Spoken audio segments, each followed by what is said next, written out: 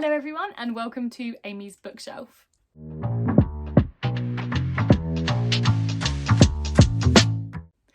So today I want to go through some really good and really short reads. So about probably like 18 months ago I did a video of 11 really good books under 200 pages. I'll link it up here. And so I basically just want to do another one because short reads can be really great. They can really get someone out of a reading slump because they're really short. So if they pack a punch and they're really gripping, then it can convince you to carry on reading other books. Also, because they're short, it doesn't really matter if they're not the best books in the world because you haven't spent too much time reading them, so it doesn't feel like you've wasted hours, which I always think is a big allure to short reads as well. And also we're halfway through the year, so for people who are maybe a little bit behind on their reading goals or just want to read more this year, then these can be a great way to fill in the holes between some bigger books, because some of them you can read in one sitting and the rest of them will probably only take you a day or two. So short books are really great in conclusion. So I've got 11 like I have last time. 9 of them I have read and I think are good and I want to recommend, and then 2 of them are 2 that I'm excited to read and I will tell you a little bit about, and I'll do them at the end of the video. So without further ado, let's get into it. So first up is Panenka by Ronan Hession. This is about a divorcee called Panenka, which is a nickname. His real name is Joseph, and he lives quite an unassuming life and is dealing with these crippling headaches, but doesn't want to admit the reason for them due to a traumatic experience in his past in which he felt like he let everybody down and which resulted in his nickname Panenka. So he's sort of hiding these headaches from everybody and not willing to completely come to terms with his future and with his reality. And alongside that, there's a cast of other characters who are all dealing with their own problems as well. So we've got his daughter and her son, and then his daughter's ex-husband who runs like a bar and cafe, and his wife. So there's loads of different characters all sort of dealing with their own personal journeys. And then we have Panenka himself. It's a very character-driven book, and I loved how it found the joy in the really small and mundane details of life. Not really much happens in terms of plot, but I really loved how beautiful some of the writing was and the relationships between some of the characters. And yeah, like I said, I think Hession just found the joy and the beauty in the really small, mundane, boring parts and aspects of life. So it's a really good read for that. I have one of his other books, Leonard and Hungry Paul, I think it's called. It's up there somewhere. So I'm really excited to read that. I think I'm going to take that on holiday with me next week to read. So yeah, I just really recommend it. Hession's a really good writer and the story's really beautiful. And like I said, it's not long. So if you don't love it, it's not the end of the world. So Panenka is my first recommendation. Next is Jonathan Livingston's Seagull by Richard Bach. So my mum really likes Richard Bach, I think because she's a pilot and a lot of his books are to do either with flying or being a pilot, I believe. So she always really liked them and she had these books. This is one of hers that I stole from her. And yeah, this is literally a book from the perspective of a seagull, which I realise sounds a bit odd, but stick with me. So I'll just show you the inside, if you can see that. Yeah, so this is a really short read. It comes in at 93 pages and half of those are pictures, so you can easily read this in one sitting, and it is literally about the joy of flying from the perspective of a seagull. Similar to Panenka actually, I think it just really finds the joy in the mundane, which is really beautiful, and also just a really different read because it's from the perspective of an animal. I have a bit of a love for books that are from the perspective of animals. Maybe I should do a video on that actually, because there are some really good ones out there, but yeah, this one in particular, I think because you can read it in one sitting, it's one of those ones that will just really make you stop and think, because you can digest it in one go and then really just sort of go over it and think about the commentary on the world and sort of the beauty in that as well. So yeah, something a bit different, but I would really recommend this. Next is We Had to Remove This Post by Hannah Burwitz. This is translated from Dutch, and this is about Kaylee, who works as a content moderator, and her colleagues basically have to spend every day reviewing potentially harmful content on social media and assessing whether it should stay live or not. So it goes without saying that this is a pretty traumatic read. There's a lot of trigger warnings, so make sure you check those out. But the horrifying things that Kaylee and her colleagues have to review day in, day out is, yeah, really quite disturbing. But the book is this brilliant narrative narrative and social commentary on social media, and also corporate culture, and how a lot of companies are really determined to hit targets at the complete detriment of their employees' mental health. And one really interesting thing about the book is how Kaylee and her colleagues use coping mechanisms, not healthy ones, in order to cope with everything that they're seeing. So yeah, it's a really brilliant read. If you're a fan of Black Mirror, then you will really like this. There's a lot of really interesting layers to it, and I think it has to say a lot about the world, especially because we are all perpetually online and all very addicted to social media. So for that reason, it says it's a really fascinating read and narrative. Like I said, check out the trigger warnings because there is quite a lot in it which is pretty disturbing, but it is a really good book. And then we have Lemon by Kwon Yoon-sun. This is translated from Korean. Now, if you have been, or if you follow me on TikTok or Instagram, you'll probably have seen me talking about this book relentlessly since I read it. I think I read it back in February, and ever since then it has been featured in so many of my posts because it's just applicable to like so many different topics and themes. So it is translated from Korean, like I said, and set in South Korea, and it is basically a thriller, but a thriller unlike any that you have read. So the tagline for it is, "This is not a murder story, this is about the people left behind." And honestly, that alone I think is really, really intriguing. So it follows the story of a murdered schoolgirl who, when she was murdered, there were two suspects, but the police couldn't pin it on either of them, so the case went cold. And the story is really about her sister, Da-on, who 17 years later is still struggling to cope with what happened. I think this book is stunning. Like I said, it's a really interesting way to write a thriller because it's really not about the murder at all. It's about everything else surrounding that. And I think if you are really into thrillers and you really like whodunits and you really want like the satisfying ending of a whodunit, you might not love this book. But I think it's one of those ones where when you're reading it, you kind of enjoy it, but once you've finished it, you kind of really realise the impact that it's had on you because it's just such a brilliant way to look at the story. And you know, other authors might have written this in a very different way and really focused on having like a gripping, addicting narrative, but this instead focuses really on like the emotion and the characters, and I just think it was really beautiful. So I would really recommend this, and like I said, if you see any of my other social media, you will see this pop up a lot. And now for a classic read, which I haven't read in a long time, but I really want to reread soon, and that is We Have Always Lived in the Castle by Shirley Jackson. So I read this when I was at university, so I think it was probably 8 years ago now that I read it, so a long time ago, and that's why I really want to reread it. Sorry, I haven't been telling you the page counts for these, but they are all under 200 pages. So this one is 146 pages. Also, it's got these really beautiful pages, and like this edition is stunning. Anyway, so like I said, this is sort of a classic book. It was published, I believe, in the 60s, and it's like a gothic atmospheric narrative. So it focuses on Mary Catherine, or Merricat, who lives with her uncle and her sister in a house, and they are sort of isolated from society. Merricat's really the only one that leaves, and their family died very tragically years earlier. Now, her sister Constance was accused of the murder but acquitted, and ever since then Constance has sort of lived in isolation. She kind of refuses to rejoin society, and their uncle is sort of living in the past as well. So Merricat is their only sort of connection. She goes out into town, but she is very aware of all like the rumours and the whispering about her family. Now, the novel really focuses on another uncle coming to visit them and Merricat becoming desperate to keep her family protected, and also protecting the secrets of what happened to their family years previously. Now, there's a lot of elements of it that are a little bit sort of disturbing and unsettling, but okay, the camera just shook because Draco just walked over the tripod. Apologies. But yeah, I think it's a really good, gripping novel, and yeah, the ending is really fantastic. I think this book is a real masterpiece in the author being able to manipulate the reader's perception of the characters, and just being able to give like an unsettling perspective and really making you rethink everything you thought you knew previously. So yeah, definitely want to reread this one, but from what I can remember, it's really fantastic, so I think you should read it too. Next is The Housekeeper and the Professor by Yoko Ogwara. This is translated from Japanese, and I adored this book so much.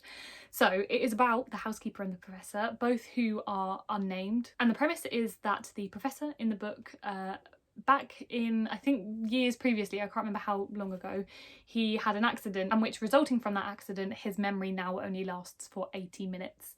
So because of that, he has really struggled to keep the housekeeper that his sister employed for him, because every time he thinks it's a stranger, so he can't really build like any kind of relationship, and that's really stressful for the housekeeper who was in the employment, and so a lot of them have had to leave.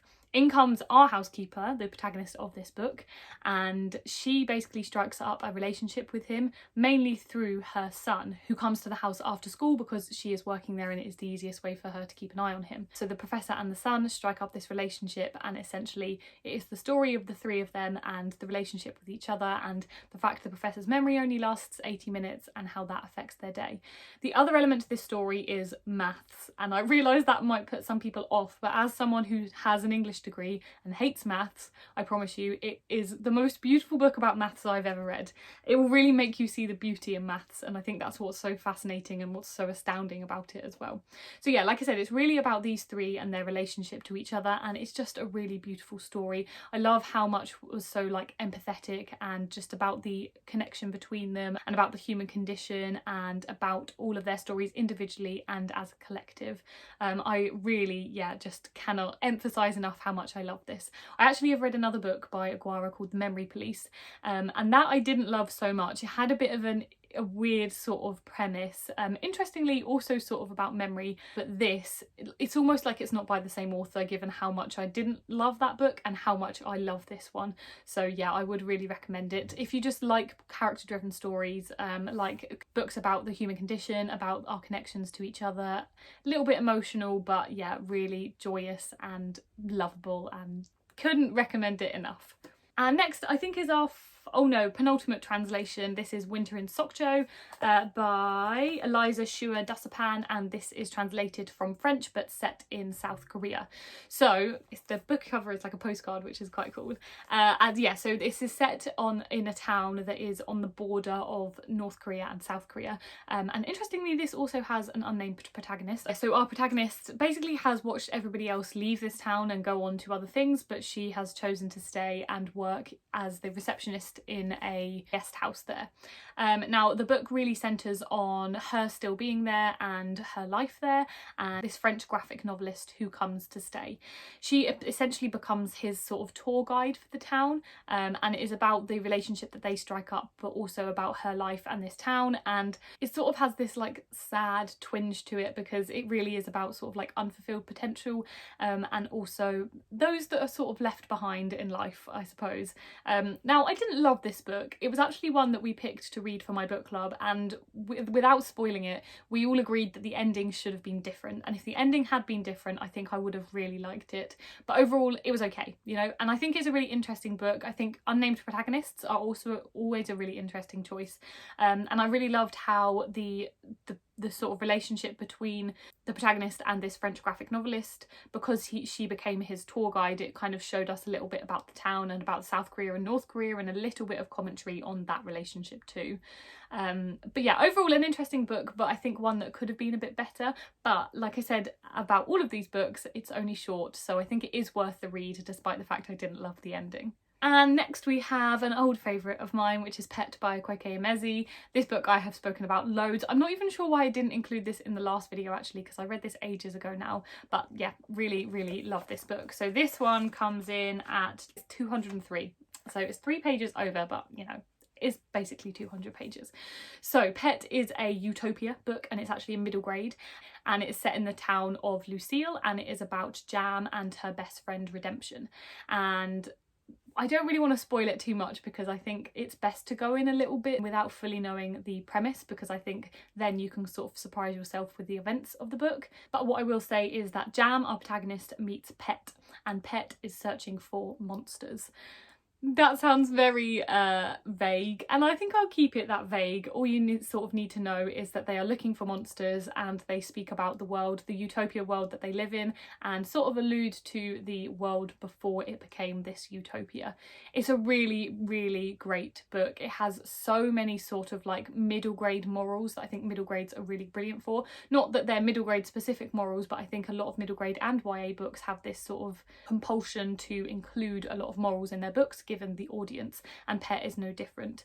I also loved the relationship between Pet and Redemption. Pet also has a prequel called Bitter, which I didn't love as much. Pet is a 5-star read for me, Bitter's a 4-star read, but they are both really brilliant, and I just loved being able to find out more about what happened before the events of Pet. So yeah, like I alluded to before with the like monsters, Bitter goes into a lot more detail about what happened and where we were in the world at that point. So yeah, both really brilliant books. I think Bitter is a little bit over 200 pages, and like I said, Pet is just about 200 pages, so both really worth the read. And the final book of the ones I have read, which is also middle grade, is A Kind of Spark by Elle McNichol. This I read I think 2 months ago, and it was included in one of my wrap-ups, and yeah, I really loved it. So this is set in a really small little Scottish village, and our protagonist Addie, who is I think like 12 or 13, is autistic, and she is learning about the witch trials that happened in her Scottish village hundreds of years previously, and she's really unsettled by it because she can see a lot of comparisons between herself and between the witches the women who were accused of being witches all those years ago. So she wants to start up a petition to really honour the people who died as a result of these witch trials. So I think that on its own is a really interesting story, but obviously the other part of this book that's really good is the autism rep, and how Elle McNichol talks about autism and teaches us about autism and what it's like to be an autistic person. I think, as with a lot of middle grades, there's so much joy in this book. Like, yes, it does have a few moments that are a little bit hard to read because the world is not full of perfect, happy, lovely people, and so there are some people who are very unkind in this book, but I think the sentiment overall is of joy and is of celebration of Addie and how her brilliant little brain works and how she is so determined to get what she wants in this memorial of these women who were accused of being witches. So yeah, a really brilliant book. This one is 187 pages, so just under 200 pages, and yeah, a really good book. Okay, so that is the 9 that I have read, and now 2 that I am excited to read. First up is another one from the same group of books as The Housekeeper and the Professor. I think these are like vintage Japan, so they're all Japanese translations, and they will have these beautiful like art covers. Really love them, so I'm trying to collect these. So this one is The Sailor Who Fell from Grace with the Sea by Yukio Mishima. I don't actually know much about this at all, but I'm really hoping it has the sort of same beauty as The Housekeeper and the Professor. So the blurb of this: a band of savage 13-year-old boys reject the adult world as illusionary, hypocritical and sentimental, and train themselves in a brutal callousness they call objectivity. When the mother of one of them begins an affair with the ship's officer, the boy and his friends idealise the man at first, but it is not long before they conclude that he is in fact soft and romantic. They regard this disillusionment as an act of betrayal, and the retribution is deliberate and horrifying. Well, that does sound really intriguing. I'd completely forgotten that plot, so maybe it won't have the same beauty as The Housekeeper and Professor, but it sounds like it's got a really intriguing and interesting plot, so very much looking forward to it. And that one comes in at 131 pages, so not very long at all. Finally, this comes highly recommended to me, and that is The Penelope by Margaret Atwood. I've read a few Margaret Atwood books in the past and liked them. I think I've read The Handmaid's Tale and Cat's Eye, and I've also got Elias Grace on my TBR. But this was recommended to me by a friend because I really like Greek mythology, and he said that this is a must read if you like Greek mythology. So, the blurb of this one. Penelope, immortalised in legend and myth as the devoted wife of the glorious Odysseus, silently weaving and unpicking and weaving again as she waits for her husband's return. Now Penelope wanders the underworld, spinning a different kind of thread, her own side of the story, a tale of lust, greed and murder. I really love Greek mythology retellings that focus on women, so like the feminist ones, the ones that really change our perspective on what happened and really try and tell the women's story that isn't through the perspective of a man. So I think this will be really brilliant for that. So this one comes in at 193 pages, so just under 200, and yeah, I think it will be a really good read. I've read a few other Greek mythology like feminist retellings this year, so Ariadne, and I also have Pandora's Jar by Natalie Haynes on my TBR. I really loved A Thousand Ships, which was by Natalie Haynes, so yeah, really looking forward to all of them, to be honest, and yeah, hoping to read this one very soon. Okay, so that is all of them. I hope some of these have piqued your interest, and like I said, if you're a bit behind on your reading goal, or you just want some short reads to kind of build up some momentum and get yourself back into reading, maybe you've been in a reading slump, I think all of these books are perfect for that. I'll leave any of the reviews that I have done down below so you can read my thoughts in a bit more detail. They're all spoiler free.